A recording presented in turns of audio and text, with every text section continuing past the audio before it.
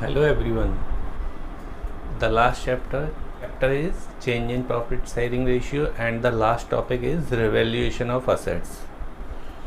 हमने कल की वीडियो में रिजर्व जो बर्गमैन कंपनसेशन रिजर्व और इन्वेस्टमेंट फ्लक्चुएशन रिजर्व ये टॉपिक को ख़त्म कर लिया। ये इस चैप्टर का लास्ट टॉपिक है जिसमें हम revaluation of assets and liabilities को ट्रीट करना सीखेंगे कि इनका रिवैल्यूएशन और इनका रिवैल्यूएशन जब असेट्स का और लायबिलिटीज़ का होता है तो इनका अकाउंटिंग ट्रीटमेंट कैसे किया जाता है। तो first of all we read, so in such a case revaluation of assets and liabilities is done with the help of a new account called revaluation account. इस अकाउंट के थ्रू असेट्स का और liabilities का revaluation किया जाता है। Sometimes this account is called profit and loss adjustment account. इसको profit and loss adjustment account भी बोलते हैं। तो असेट्स और लायबिलिटीज़ का जब रिवैल्यूएशन होता है तो असेट्स और लायबिलिटीज़ का रिवैल्यूएशन अकाउंट ओपन करके होता है। इस रिवैल्यूएशन अकाउंट को हम प्रॉफिट एंड लॉस एडजस्टमेंट के नाम से भी जानते हैं। अब ये जो रिवैल्यूएशन अकाउंट होता है यानी कि profit and loss adjustment account होता है, इसका नेचर क्या है? ये नॉमिनल नेचर का होता है। तो this account is nominal in nature, ये नॉमिनल होता है। तो याद रखेंगे revaluation account nominal in nature होता है। ओके, नाउ स्टूडेंट, अब हम समझते हैं रिवैल्यूएशन असेट्स का और लायबिलिटीज़ का। ये बड़ा सिंपल टॉपिक है, बहुत ही इजीली आपके समझ में आ जाएगा। मैं आपको इस तरीके से समझा रहा हूँ, इसे ग्राफ के थ्रू समझाऊंगा, चार्ट के थ्रू समझाऊंगा कि असेट्स का रिवैल्यूएशन होगा तो उसमें कितने वेरिएशन आएंगे, लायबिलिटीज़ का होगा तो उसमें क्या वेरिएशन आएगा। इसके थ्रू हम इनका अप एंड डाउन समझेंगे, फिर इसी से रिलेटेड इनकी जनरल एंट्री भी बनाएंगे। So let's have a look. देखिए क्या है, रिवैल्यूएशन करने वाले हम असेट्स का रिवैल्यूएशन करेंगे और लायबिलिटीज़ का रिवैल्यूएशन करेंगे। फर्स्ट ऑफ ऑल हम फोकस करेंगे असेट्स पे और लायबिलिटीज़ पे। ठीक है, देखिए समझिए, असेट्स का नेचर होता है वो डेबिट नेचर की होती है। मींस असेट्स जितनी भी होंगी उनका नेचर होता है डेबिट का। ओके, लायबिलिटीज़ का नेचर होता है क्रेडिट का। जितनी भी लायबिलिटीज़ होती हैं वो क्रेडिट होती हैं और जितनी भी असेट्स होती हैं वो डेबिट नेचर की होती हैं। ऐसा कह सकते हैं कि अगर कोई असेट्स बनेगी तो डेबिट होके ही बनेगी और कोई लायबिलिटीज़ बनेगी तो वो क्रेडिट होके ही बनेगी। मींस जब हम उसे क्रेडिट करेंगे तो एक नई लायबिलिटीज़ का जन्म होगा और यदि किसी असेट्स को हम डेबिट करेंगे तो एक नई असेट्स का जन्म होगा। तो असेट्स बनती है डेबिट होके, लायबिलिटीज़ बनती है क्रेडिट होके। ठीक है, तो देखिए इसमें प्लस का साइन लगा हुआ है। अगर हम किसी असेट्स को डेबिट कर देंगे इट मीन्स हमने उसे इंक्रीज कर दिया। प्लस का मीन्स है उसे इंक्रीज कर देना, बढ़ा देना।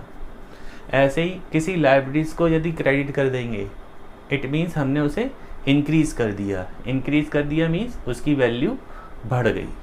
ठीक है, तो इस नेचर को याद रखेंगे आप कि असेट्स का नेचर क्या होता है, असेट्स का और लायबिलिटीज़ का। असेट्स का नेचर होता है डेबिट का और लायबिलिटीज़ का नेचर होता है क्रेडिट का।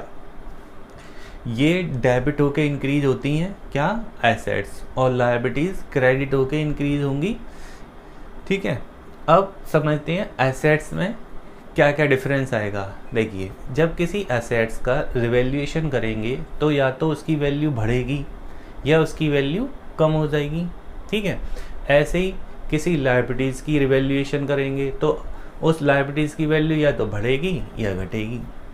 दो ही इफेक्ट पड़ेंगे। तो देखिए, किसी असेट्स का रिवैल्यूएशन करेंगे तो असेट्स की वैल्यू या तो इंक्रीज होगी, यानी प्लस का साइन मतलब इंक्रीज हो जाना, या डिक्रीज होगी। डिक्रीज मतलब उसकी वैल्यू कम हो जाएगी। तो असेट्स का जब भी रिवैल्यूएशन होगा तो या तो उसकी वैल्यू बढ़ रही होगी या घट रही होगी।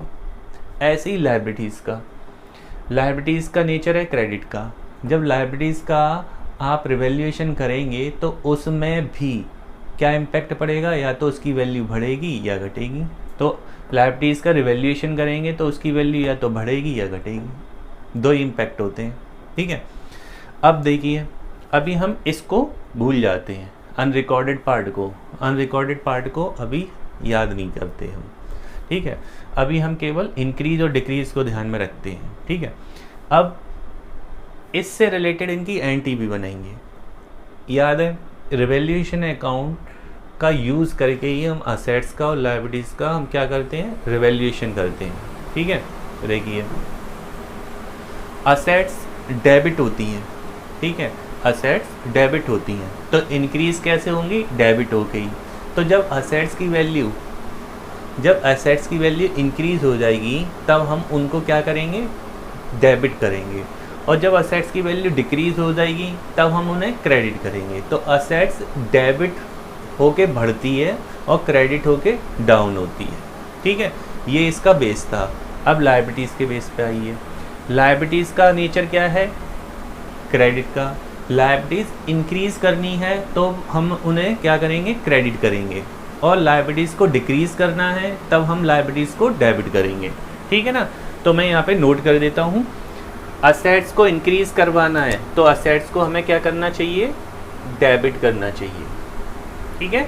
असेट्स को जब भी हम इंक्रीज कराएंगे तो उसे डेबिट कर देंगे। असेट्स को डिक्रीज कराना है तो हम उसे क्या कर देंगे, क्रेडिट कर देंगे। तो असेट्स डेबिट होके इंक्रीज होती है, क्रेडिट होके डिक्रीज होती है। अब आते हैं लायबिलिटीज़ पे। लायबिलिटीज़ का नेचर है क्रेडिट का, तो लायबिलिटीज़ को इंक्रीज कराना है तब हम उन्हें क्या करेंगे, क्रेडिट करेंगे। लायबिलिटीज़ को डिक्रीज कराना है तो उसे हम क्या कर देंगे, डेबिट कर देंगे, ठीक है। ये इनका बेस था। क्रेडिट करने से लायबिलिटीज़ इंक्रीज हो जाती है, डेबिट करने से लायबिलिटीज़ डिक्रीज हो जाती है, ठीक है।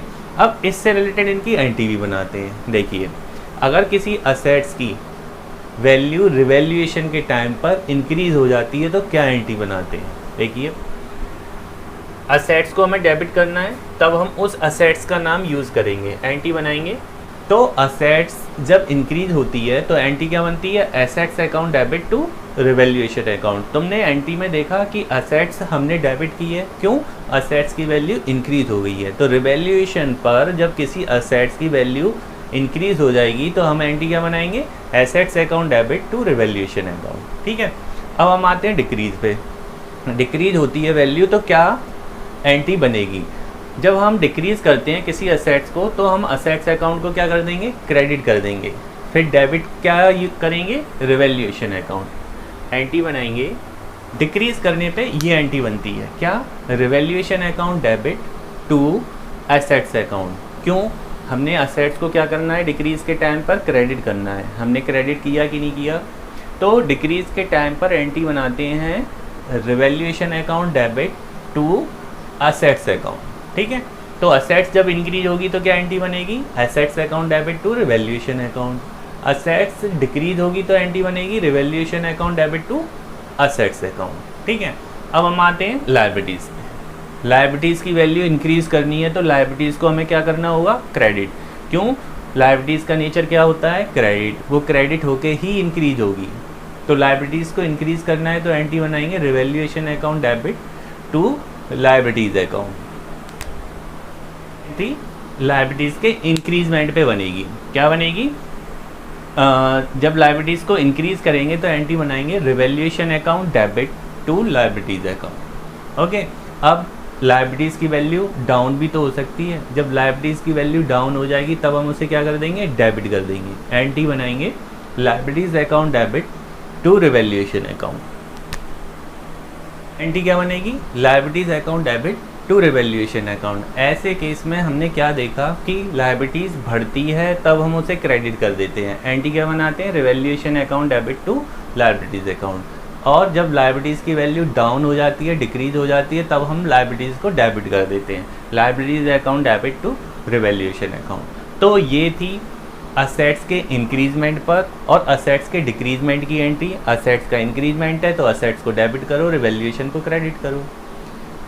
असेट्स की वैल्यू डाउन होगी तो असेट्स को क्रेडिट करो, रिवैल्यूएशन को डेबिट करो, इसमें जस्ट अपोजिट चलती है ये। क्यों? उसका नेचर डेबिट का तो इसका नेचर क्रेडिट का, तो इसके अपोजिट चलती है।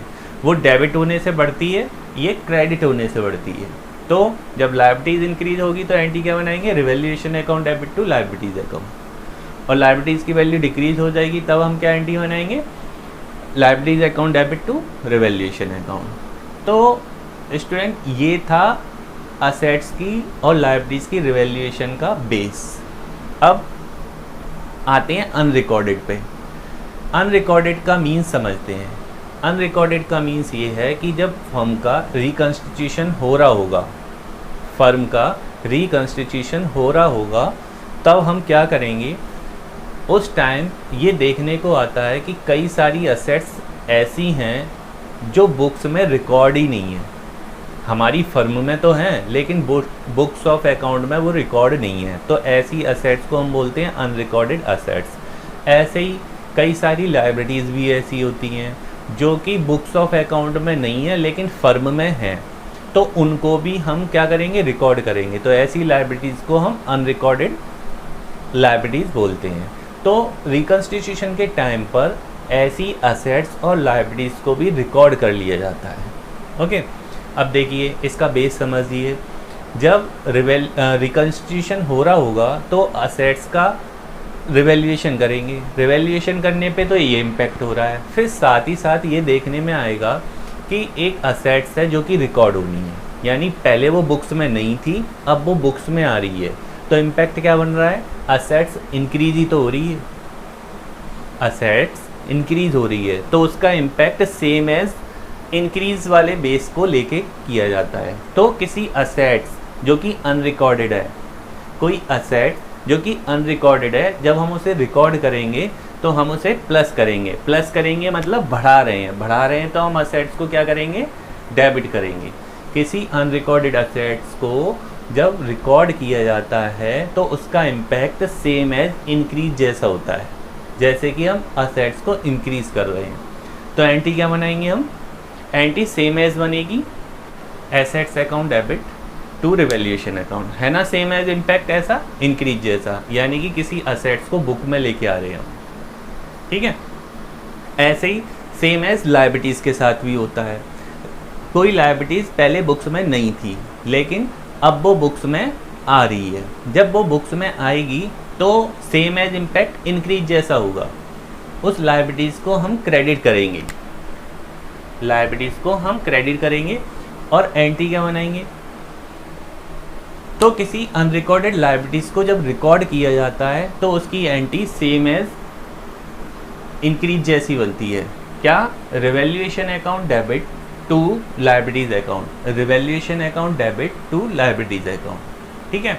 तो अनरिकॉर्डेड असेट्स हो चाहे अनरिकॉर्डेड लायबिलिटीज़, उसका इम्पैक्ट सेम एज इंक्रीज जैसा होता है, ठीक है। तो ये था रिवैल्यूएशन की इम्पैक्ट को दिखाता हुआ एक चार्ट। जिसके बाद क्या होता है, जब रिकन्स्टिट्यूशन के टाइम पर असेट्स का और लायबिलिटीज़ का रिवैल्यूएशन कर लिया जाता है तो रिवैल्यूएशन पे का रिजल्ट पता किया जाता है कि रिवैल्यूएशन पे प्रॉफिट हुआ है कि लॉस हुआ है। तो रिवैल्यूएशन के प्रॉफिट को या लॉस को पार्टनर्स में डिस्ट्रीब्यूट कर दिया जाता है। तो उसकी एंट्री और समझते हैं क्या एंट्री बनती हैं। अगर फर्म ने प्रॉफिट अर्न किया है ऑन रिवैल्यूएशन तो क्या एंट्री बनेगी? देखिए, इन केस ऑफ प्रॉफिट,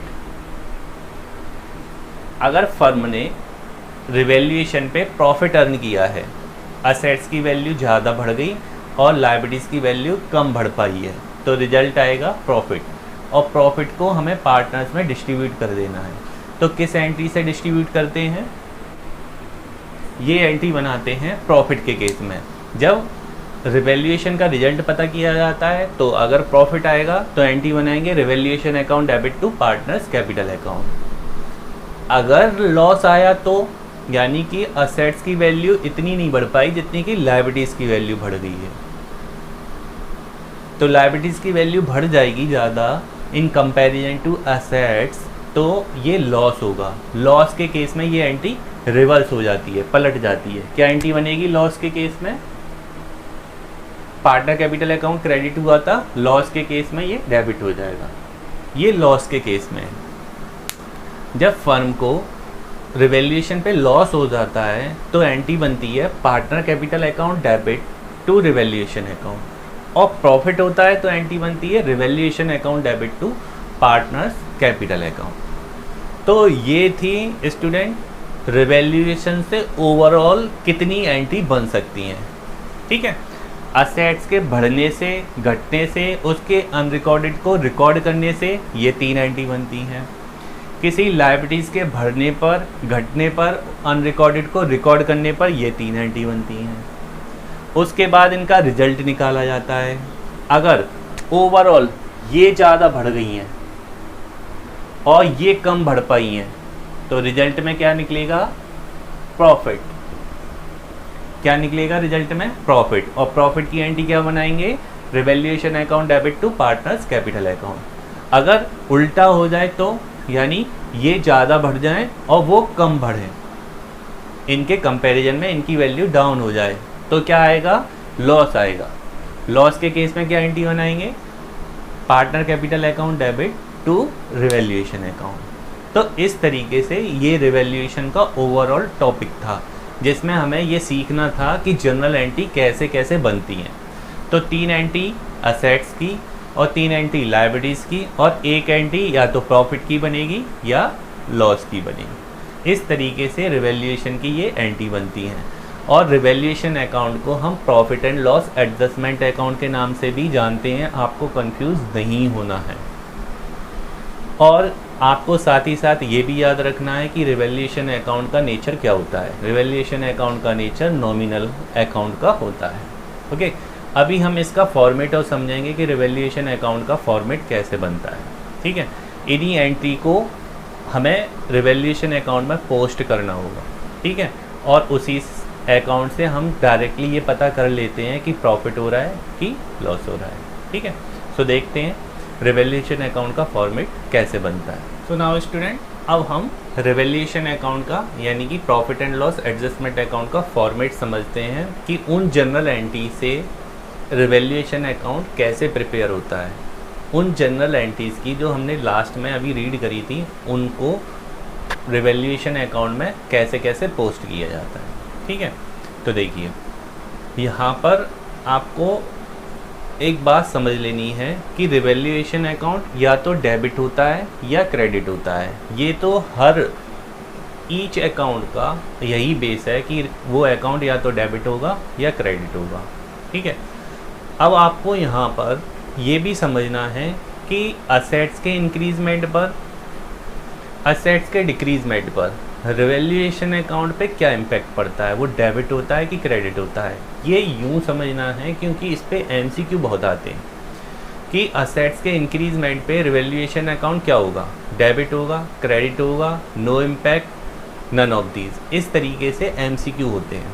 ठीक है, तो अभी हम यहाँ पर रिसेंटली सीखते हैं कि यहाँ पर किसी असेट्स के इंक्रीजमेंट पर और डिक्रीजमेंट पर क्या इम्पैक्ट पड़ता है। पहले असेट्स को बेस लेके चलेंगे, फिर लायबिलिटीज़ का बेस लेके चलेंगे। ठीक है, तो पहले असेट्स को समझते हैं। देखिए, किसी असेट्स का इंक्रीजमेंट होगा तो असेट्स इस साइड पोस्ट होगी, यानी कि रिवैल्यूएशन अकाउंट के क्रेडिट होने से असेट्स इंक्रीज हो जाती है। तो हम इसे ऐसे कह सकते हैं कि असेट्स के इंक्रीज होने पर रिवैल्यूएशन अकाउंट क्रेडिट होता है। किसी अनरिकॉर्डेड असेट्स को रिकॉर्ड करने पर भी रिवैल्यूएशन अकाउंट क्या होता है? क्रेडिट होता है। तो आपने देखा, असेट्स का इंक्रीजमेंट हो या असेट्स कोई जो अनरिकॉर्डेड थी उसे रिकॉर्ड करें, उस पर भी रिवैल्यूएशन अकाउंट क्रेडिट होता है। ठीक है, अब इसके अपोजिट चलते हैं। क्या? अगर असेट्स डिक्रीज हो जाए तो रिवैल्यूएशन अकाउंट डेबिट होता है। माइनस का मतलब असेट्स डिक्रीज हुई है। असेट्स जब डिक्रीज होती है तो रिवैल्यूएशन अकाउंट डेबिट होता है। प्लस का मतलब है असेट्स का इंक्रीज हो जाना। असेट्स जब इंक्रीज होती है तो रिवैल्यूएशन अकाउंट क्रेडिट हो जाता है, जस्ट लाइक दिस। असेट्स का इंक्रीज होना, किसी अनरिकॉर्डेड असेट्स को रिकॉर्ड करना, तो रिवैल्यूएशन अकाउंट क्या होता है? क्रेडिट होता है।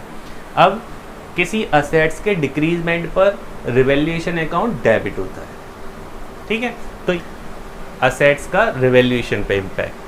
अब हम समझेंगे लायबिलिटीज़ का इम्पैक्ट। लायबिलिटीज इससे अपोजिट इम्पैक्ट डालती है रिवैल्यूएशन अकाउंट पे। कैसे डालेगी? देखिए, किसी लायबिलिटीज़ को बढ़ाएंगे तो यहाँ बढ़ाएंगे, किसी लायबिलिटीज़ को रिकॉर्ड करेंगे तो यहाँ रिकॉर्ड करेंगे। तो किसी लायबिलिटीज़ का बढ़ना मीन्स अगर कोई लायबिलिटीज़ इंक्रीज़ होती है एंड उसको रिकॉर्ड किया जाता है, किसी असेट्स किसी लायबिलिटीज़ को रिकॉर्ड करना है या इंक्रीज़ करना है, तो रिवैल्यूएशन अकाउंट डेबिट होता है। रिवैल्यूएशन अकाउंट डेबिट होता है लायबिलिटीज़ के इंक्रीजमेंट पर या किसी अनरिकॉर्डेड लायबिलिटीज़ को रिकॉर्ड करने पर। ओके, अब रिवैल्यूएशन अकाउंट क्रेडिट होगा कब? जब किसी लायबिलिटीज़ को हम डिक्रीज़ कर रहे होंगे, लायबिलिटीज़ को डिक्रीज़ कर रहे होंगे। तो लायबिलिटीज़ को डिक्रीज़ करने पर रिवैल्यूएशन अकाउंट क्रेडिट होता है। तो ओवरऑल आप सबको समझते हैं, रिवैल्यूएशन अकाउंट कब डेबिट होता है? रिवैल्यूएशन अकाउंट असेट्स को डिक्रीज़ करने पर डेबिट होता है, लायबिलिटीज़ को इंक्रीज़ करने पे डेबिट होता है, किसी लायबिलिटीज़ को रिकॉर्ड करने पर भी डेबिट होता है। तो रिवैल्यूएशन अकाउंट 3 टाइप से डेबिट होता है। 3 बेस है इसके क्रेडिट होने के। कैसे कैसे? किसी असेट्स को इंक्रीज़ करने पर, किसी अनरिकॉर्डेड असेट्स को रिकॉर्ड करने पर, किसी लायबिलिटीज़ को डिक्रीज़ करने पर रिवैल्यूएशन अकाउंट क्रेडिट होता है। कब कब क्रेडिट होगा? For recording of unrecorded assets, for increment of assets, for decreasement of liabilities revaluation account is credited. Okay, तो ये था रिवैल्यूएशन अकाउंट का बेस। अब रटने वाली बात कर लेते हैं। ठीक है, ये इसका बेस था, इससे एमसीक्यू सॉल्व हो सकते हैं। अब मैं आपको रटवा देता हूँ ये कैसे रटा जाता है। देखिए, पहले असेट्स को बताता हूँ। असेट्स क्रेडिट साइड से बढ़ती हैं और डेबिट साइड से कम हो जाती हैं। एक चीज़ याद रखेंगे आप, या तो असेट्स का बेस याद रखो या लायबिलिटीज़ का। ऐसा क्यों करेंगे? अगर एक चीज़ का बेस याद रखेंगे तो दूसरी उसके अपोजिट चल रही है। ठीक है ना? तो देखो, असेट्स का बेस याद रखें। असेट्स क्रेडिट होने पे इंक्रीज होती हैं और रिवैल्यूएशन अकाउंट के क्रेडिट होने पर, असेट्स को रिवैल्यूएशन अकाउंट में क्रेडिट करेंगे तो वो इंक्रीज होंगी और असेट्स को रिवैल्यूएशन अकाउंट में डेबिट करेंगे तो वो डिक्रीज होती हैं। तो इंक्रीजमेंट ऑफ असेट्स इस साइड, डिक्रीजमेंट ऑफ असेट्स इस साइड। लायबिलिटीज इससे उल्टा चलेंगी, इधर डिक्रीजमेंट ऑफ असेट्स आता है तो इधर इंक्रीजमेंट ऑफ लायबिलिटीज आएगा। तो increment of liabilities debit side of revaluation account and the credit side for decreasement of liabilities. ठीक है, तो ये था रिवैल्यूएशन अकाउंट में असेट्स का और लायबिलिटीज़ का पोस्टिंग लगाना, कैसे पोस्टिंग लगती है और कैसे कैसे इम्पैक्ट पड़ता है। इसे आप रट भी सकते हैं, समझ भी सकते हैं। अब क्या होगा? रिवैल्यूएशन अकाउंट का रिजल्ट निकलता है। तो रिजल्ट मैं बता देता हूँ कैसे होगा। देखिए, इसका टोटल करेंगे, ये टोटल करेंगे। ठीक है, अगर क्रेडिट साइड ज़्यादा है, अगर क्रेडिट साइड ज़्यादा है तो ये टोटल यहाँ होगा, ये टोटल यहाँ होगा, ये टोटल यहाँ हो जाएगा। इसमें से ये तीनों माइनस कर देंगे और जो भी निकलेगा उसे बोलते हैं प्रॉफिट ऑन रिवैल्यूएशन, और पार्टनर्स में डिस्ट्रीब्यूट कर देते हैं, पार्टनर्स कैपिटल अकाउंट। रिवैल्यूएशन के प्रॉफिट को पार्टनर कैपिटल अकाउंट में डिस्ट्रीब्यूट कर देते हैं। याद करो वो वाली एंट्री जब प्रॉफिट की एंट्री होती थी, revaluation account debit to partner capital account, revaluation account debit to partner capital account. ठीक है, अगर ये साइड ज़्यादा है मींस डेबिट साइड ज़्यादा है तो क्या निकलेगा? लॉस निकलेगा। इसे बोलते हैं बाई लॉस ऑन रिवैल्यूएशन। इसे भी कहाँ डेबिट कर देंगे? पार्टनर्स कैपिटल अकाउंट में। लॉस के केस वाली एंट्री याद करिए, partner capital account debit to revaluation account. Revaluation account को क्रेडिट करना है, पार्टनर कैपिटल अकाउंट को डेबिट करना है। ठीक है, अब इनमें से होगा एक ही, या तो प्रॉफिट होगा या लॉस होगा, दोनों एक साथ नहीं हो सकते। ठीक है, तो ये था रिवैल्यूएशन का बेस। अब हम इससे रिलेटेड क्वेश्चन करेंगे और समझेंगे इसको कैसे किया जाता है। ठीक है, अब रिवैल्यूएशन अकाउंट से रिलेटेड अब हम एक क्वेश्चन करेंगे। ये एक ऐसा क्वेश्चन है जिसमें change in profit sharing ratio में जितने भी टॉपिक थे उनमें ऑलमोस्ट सारे टॉपिक इस क्वेश्चन में दिए हुए हैं। ठीक है, तो क्वेश्चन रीड करते हैं। क्वेश्चन क्या है देखिए, ABC are partners sharing profits and losses in the ratio 3:3:2। ABC 3 partner है, उनका प्रॉफिट शेयरिंग रेशियो क्या है 3:3:2। 3:3:2 के पार्टनर हैं वो। Their balance sheet as at 31 March 2013 was as follows. उनकी बैलेंस शीट दे रखी है, किस डेट की दे रखी है 31 मार्च 2013 की दे रखी है। ये बैलेंस शीट 31 मार्च 2013 की है। अब बैलेंस शीट करते हैं। बैलेंस शीट में क्या है, लायबिलिटीज़ में sundry creditors, general ledger, capital accounts दे रखे हैं। सन्ड्री क्रेडिटर्स है 24,000 का, जनरल लेजर है 36,000 का, एंड कैपिटल्स है तीनों पार्टनर की, ए की, बी की और सी की। ए की है 2 लाख, बी की 150 एंड सी की 150 ऑल्सो। टोटल कैपिटल हो गई, इन तीनों का टोटल करेंगे 5 लाख और लायबिलिटी साइड का टोटल हो गया 5,60,000। असेट साइड में कौन कौन सी एसेट्स दे रखी हैं, कैश एट बैंक है 37,000 का, सन्ड्री डेटर्स हैं 44,000 के, स्टॉक है 1,20,000 का, मशीनरी 1,59,000 की, बिल्डिंग 2 लाख की, और इनका टोटल हो गया 5,60,000। बैलेंस शीट का टोटल इक्वल है।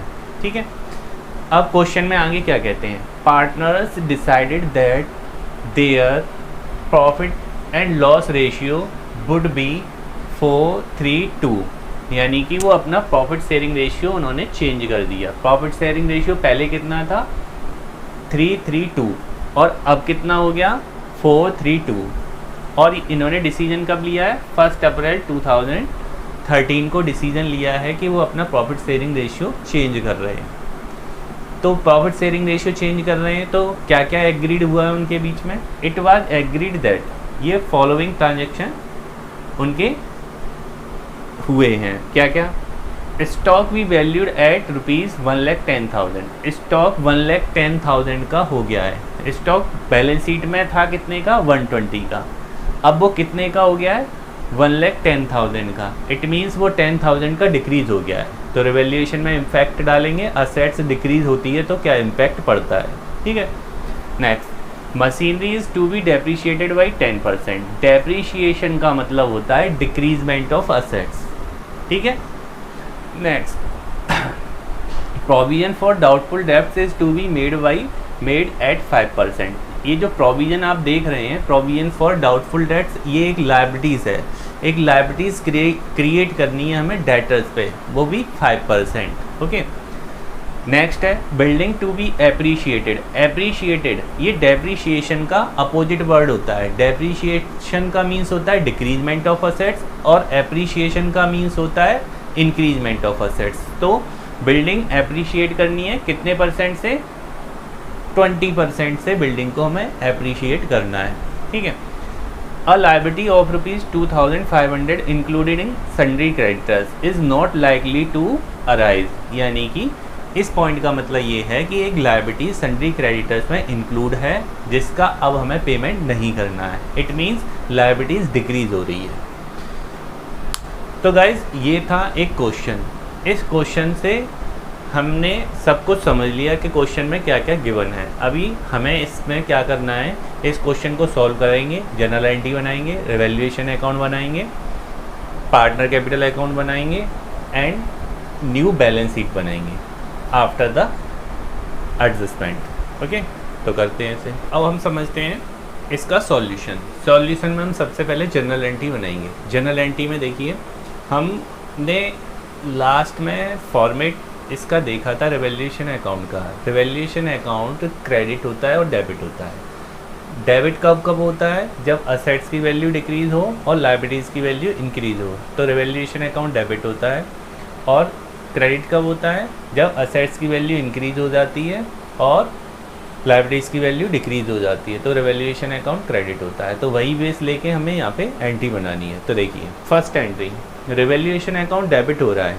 रिवैल्यूएशन अकाउंट डेबिट होता है for decreasement of assets and increment of liabilities. तो यहाँ पर 2 असेट्स हैं जो कि डिक्रीज हो रही हैं, एक स्टॉक है, एक मशीनरी है।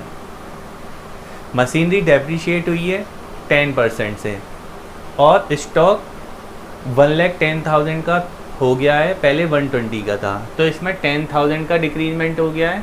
और असेट्स जो कि 1,59,000 की थी बैलेंस शीट में, उसका 10% निकालेंगे तो आएगा 15,900। तो इस तरीके से मशीन की वैल्यू आ गई है कि मशीन इतने रुपए से डिक्रीज हो रही है। प्रोविजन एक लायबिलिटीज होती है, तो revaluation account for increment of liabilities debit होता है। ठीक है, तो हमें रिवैल्यूएशन अकाउंट डेबिट करना है एक लायबिलिटीज़ को इंक्रीज़ करने के लिए। इस लायबिलिटीज़ का नाम है प्रोविजन फॉर डाउटफुल डेट्स। ये कैसे क्रिएट होता है, इन्होंने बोला कि provision for doubtful debts made करना है 5% ऑन डेटर्स। ये जो प्रोविजन फॉर डाउटफुल डेट्स होता है डेटर्स पे क्रिएट होता है। डेटर्स कितने के हैं हमें पता करना पड़ेगा, 44,000 के, ये डेटर्स की वैल्यू है। इस पर 5% कैलकुलेट करेंगे हम, 5% कैलकुलेट करेंगे तो वैल्यू आएगी 2200। तो 2200 हम डाल देंगे प्रोविजन फॉर डाउटफुल डेट्स में, इसका टोटल करेंगे और रिवैल्यूएशन अकाउंट में पोस्ट कर देंगे। ठीक है, ये था रिवैल्यूएशन अकाउंट डेबिट। अब रिवैल्यूएशन अकाउंट को क्रेडिट करेंगे। क्रेडिट करने के क्या होता है, for increment of assets and decreasement of liabilities. ठीक है, तो देखिए इस क्वेश्चन में बिल्डिंग की वैल्यू एप्रिशिएट हुई है। बिल्डिंग की वैल्यू 20% से एप्रिशिएट हुई है। बिल्डिंग बैलेंस शीट में 2 लाख की दे रखी है, आप क्वेश्चन में देख सकते हैं 2 लाख की बिल्डिंग है, उसका 20% करेंगे तो कितना आ जाएगा 40,000। ठीक है, तो 40,000 से हम बिल्डिंग को क्या करेंगे, डेबिट कर देंगे। क्यों, किसी असेट्स को इंक्रीज करना हो तब हम उस असेट्स को क्या करते हैं, डेबिट करते हैं कि नहीं करते हैं। और ये बेस ना लिया जाए तो रिवैल्यूएशन का बेस ले लीजिए। रिवैल्यूएशन क्रेडिट होता है for increment of assets and decreasement of assets, decreasement of liabilities. Okay, तो देखिए बिल्डिंग एप्रिशिएट हुई है, इंक्रीज हुई है, हमने बिल्डिंग को डेबिट कर दिया। ठीक है, एंड एक क्रेडिटर थे जो कि 2500 के थे, उनका आप पेमेंट नहीं करना। एक लायबिलिटीज़ डिक्रीज़ हो रही है, तो लायबिलिटीज़ डिक्रीज़ होती है तो हम रिवैल्यूएशन अकाउंट को क्रेडिट कर देते हैं। रिवैल्यूएशन अकाउंट क्रेडिट कर दिया लायबिलिटीज़ के लिए 2500। आप इसे दूसरे बेस से भी ले सकते हैं। लायबिलिटीज़ जब डिक्रीज़ होती है तो लायबिलिटीज़ को डेबिट किया जाता है, तो लायबिलिटीज़ को डेबिट कर दिया। तो आप इसे लायबिलिटीज़ के बेस से भी इससे सॉल्व कर सकते हैं और रिवैल्यूएशन के बेस से भी सॉल्व कर सकते हैं। तो इस तरीके से इनका टोटल करेंगे और रिवैल्यूएशन अकाउंट में पोस्टिंग कर देंगे। ठीक है, इसके बाद क्या करना है, रिवैल्यूएशन अकाउंट की ओवरऑल पोस्टिंग हो गई है। रिवैल्यूएशन अकाउंट पे या तो प्रॉफिट होगा या लॉस होगा। कैसे पता करेंगे, रिवैल्यूएशन अकाउंट की डेबिट साइड में इतनी अमाउंट है और क्रेडिट साइड में इतनी अमाउंट है। तो क्रेडिट साइड जब इंक्रीज होती है तो प्रॉफिट होता है और डेबिट साइड इंक्रीज होती है तो लॉस होता है। अभी आप देख रहे हो क्रेडिट में 42,500 है रिवैल्यूएशन में और डेबिट में कितने हैं 28,100।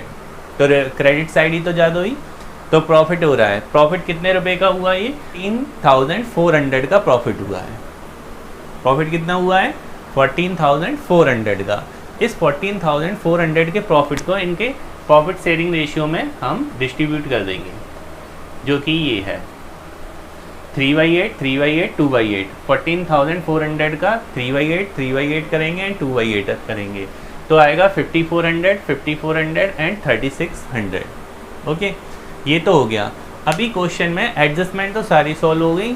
अगर हम बैलेंस शीट को देखेंगे तो बैलेंस शीट में एक रिजर्व दे रखा है जो कि जनरल रिजर्व है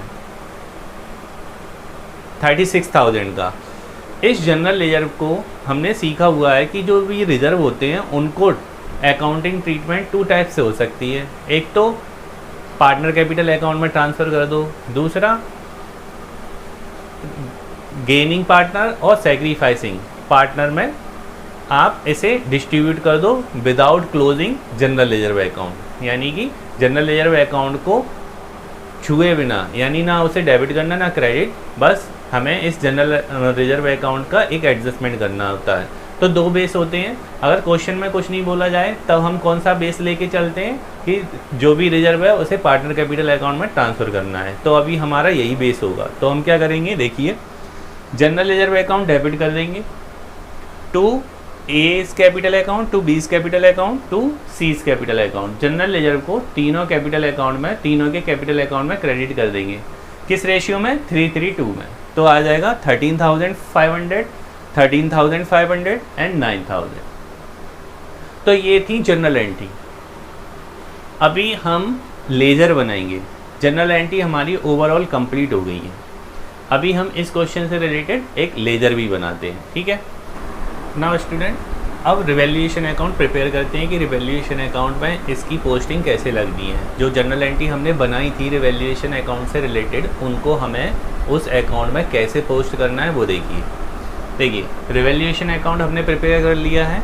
इसकी डेबिट साइड ये है, क्रेडिट साइड ये है। रिवैल्यूएशन अकाउंट डेबिट कब होता है? जब असेट्स की वैल्यू डिक्रीज हो जाए और लायबिलिटीज़ की वैल्यू इंक्रीज हो जाए तो डेबिट होता है, यानी डेबिट साइड में पोस्टिंग लगाते हैं। और रिवैल्यूएशन अकाउंट के क्रेडिट साइड में पोस्टिंग कब लगाते हैं? जब क्या हो, असेट्स की वैल्यू इंक्रीज हो जाए और लायबिलिटीज़ की वैल्यू डिक्रीज हो जाए। वही हुआ है। देखिए स्टॉक डेप्रिशिएट हुआ है, डाउन हुआ है स्टॉक, मशीनरी भी डाउन हुई है और एक लायबिलिटीज़ इंक्रीज हुई है। तो हमने तीनों को डेबिट साइड में पोस्ट किया हुआ है। रिवैल्यूएशन अकाउंट के क्रेडिट साइड में आइए। क्रेडिट साइड में एक एसेट्स की वैल्यू इंक्रीज हो गई है और एक लायबिलिटीज़ की वैल्यू डिक्रीज हो गई है, ठीक है। इसके बाद टोटल किया। टोटल करने पे पता चला कि क्रेडिट साइड ज़्यादा हो रही है। जब क्रेडिट साइड ज़्यादा होती है तो रिजल्ट में प्रॉफिट आता है। कैसे करेंगे? 42,500 यही टोटल यहाँ पोस्ट कर देंगे, 42,500, और इसमें से इन दोनों फिगर, तीनों फिगर्स को माइनस कर देंगे, इसको 42,500 में से इन तीनों को माइनस करेंगे तो टोटल प्रॉफिट ये आ जाएगा 14,400, जिसे हमने डिस्ट्रीब्यूट कर दिया है 3:3:2 के रेशियो में between among the partners. Okay, तो ये होता है रिवैल्यूएशन अकाउंट। अभी हम पार्टनर कैपिटल अकाउंट भी बनाएंगे और उसके बाद बैलेंस शीट भी बनाएंगे, ठीक है।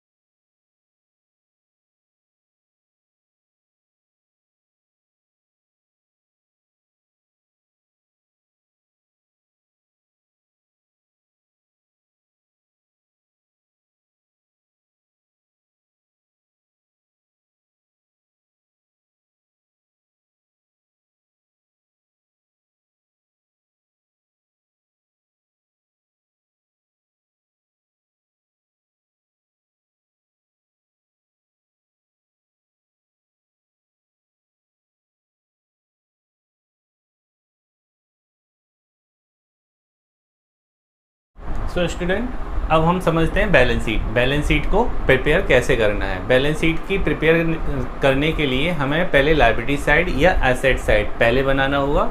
आप चाहें पहले लायबिलिटी साइड प्रिपेयर कर सकते हैं या एसेट साइड, तो हम लायबिलिटी साइड पहले प्रिपेयर करते हैं। देखिए, पुरानी बैलेंस शीट का बेस रहेगा, उस पुरानी बैलेंस शीट को हम देखेंगे और नई बैलेंस शीट को हम प्रिपेयर करेंगे।